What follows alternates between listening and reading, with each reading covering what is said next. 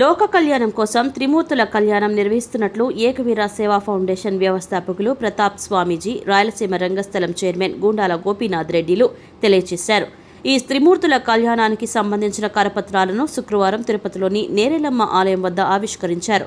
ఈ సందర్భంగా ప్రతాప్ స్వామీజీ మాట్లాడుతూ, ఏప్రిల్ 12వ తేదీ చైత్ర పౌర్ణమిని పురస్కరించుకొని స్థానిక గాజుల మన్యం గ్రామంలో వెలసిన శ్రీ కామాక్షి సమేత మూల స్థానేశ్వర స్వామి ఆలయమునందు లోక కళ్యాణాన్ని ఆకాంక్షిస్తూ త్రిమూర్తుల కళ్యాణాన్ని అంగరంగ వైభవంగా నిర్వహిస్తున్నట్లు తెలియజేశారు. ఒకే వేదికపై త్రిమూర్తుల కళ్యాణం ఎక్కడా జరిగి ఉండదని, అలాంటి మహాభాగ్యాన్ని ప్రజలు కనులారా చూసి తరించాలని పిలుపునిచ్చారు. విచ్చేయు భక్తులకు అన్నదాన కార్యక్రమం ఉంటుందని తెలియజేశారు. ప్రజలందరూ తరలి రావాలని కోరారు.